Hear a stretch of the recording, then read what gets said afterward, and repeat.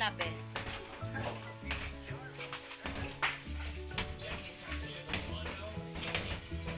Yung August, sabi ko wag kang nag-iitim. Hindi na naman kita makita. Daling anahin na. So what's up sa atin lahat mga katabay? At konting biruan muna bago tayo magsimula ngayong araw.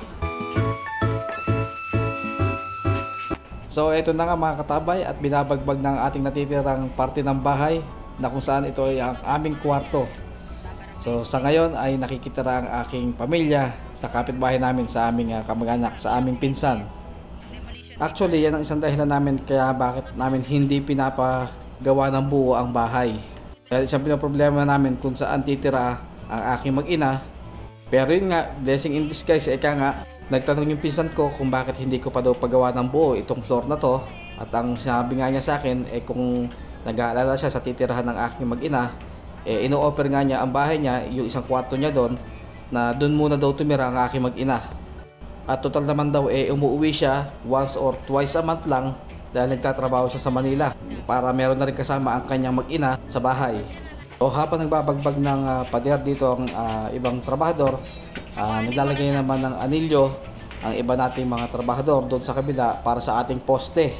At ito nga mga tambay at dumating na naman ang ating karagdagang delivery ng ating mga materyales gaya ng hollow blocks. Ibig sabihin lang nito, karagdagang gastos na naman.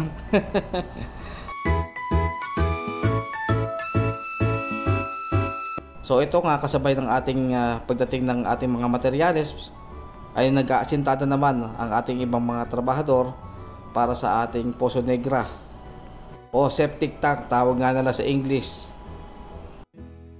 Nakapaghukay na nga rin pala sila ng ating poste mga katambay.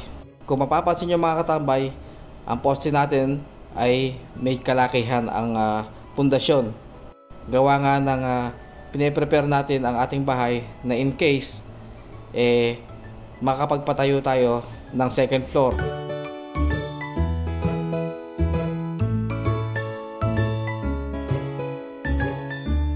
So dito nga pala sa side na to mga katambay, itong mga nauna nating nagawa ay halos finish na to ang ating mga walling. Kung mapapansin nyo, pantay-pantay na sila. Ibig sabihin, yan na magiging pinakataas ng ceiling natin. Ang halos kulang talaga dyan mga katambay ay yung ating mga poste na hindi pa nabubuo sa ng buo. Yung iba may tapos na pero yung iba halos kalahati pa lang. Pero ang pinaka wall nya, goods na itaas na yan mga katambay.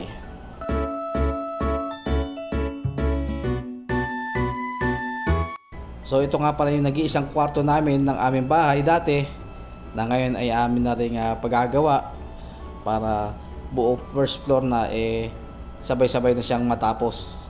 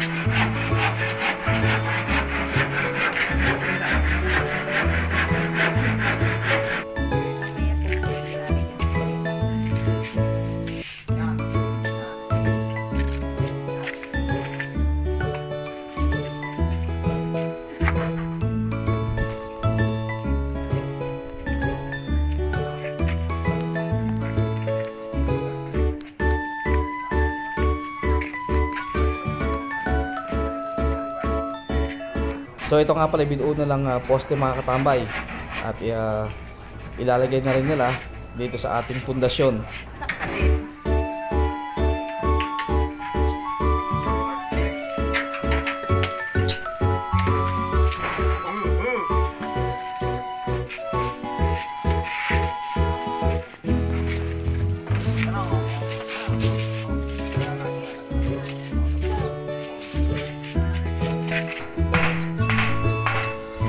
Pare, karami mo ng picture dito.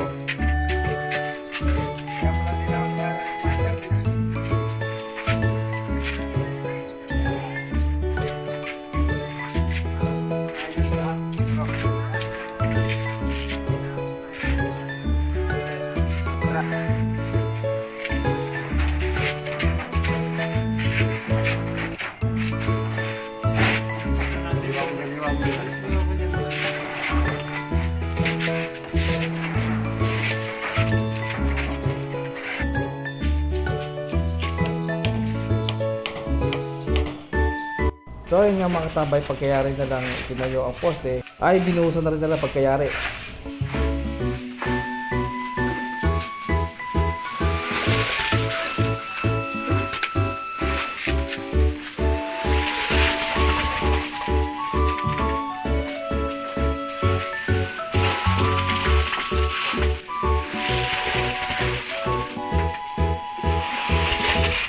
Kalakas ah. Ay, sabi ko sa'yo, may Kalakas ng sipa ng saging ne.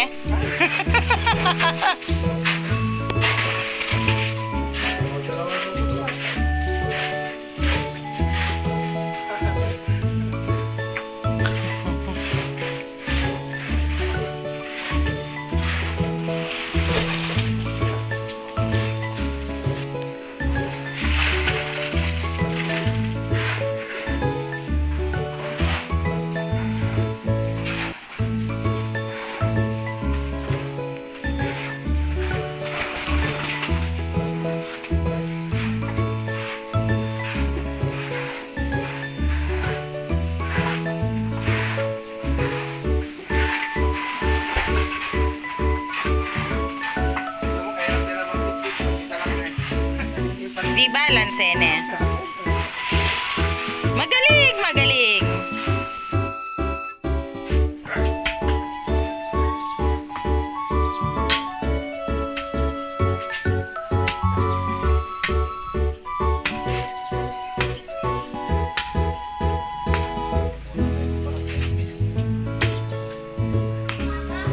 Oh, wag kang tatalon. Ba, hanapin ka ni Taping pag uwi ni Taping.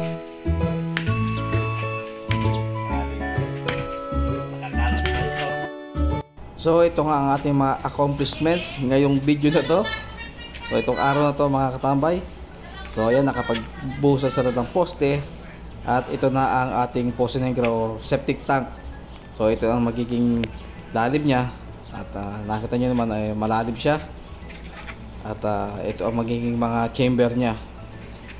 So dito naman sa poste na to ng mga katambay, ito yung dati naming kwarto. At napagbuhusan na rin yan. Katulad din ng isa na to.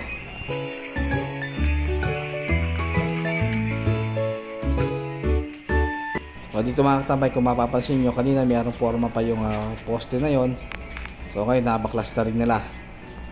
At kung mapapansin nyo sa taas mga katambay, ay meron na rin pahalang na bakal. Ito na ang ating magiging biga sa taas. So nagsimula na rin sila magkabit doon ng bakal. So yan muna ang ating update ngayong araw na to mga katambay, para sa ating pinagagawang bahay. Kung meron kayong mga katulungan, please free to comment sa ating comment section. At syempre, huwag nyo kakalimutan mag-like and subscribe sa ating YouTube channel. So hanggang dito na mga katambay. Kalas!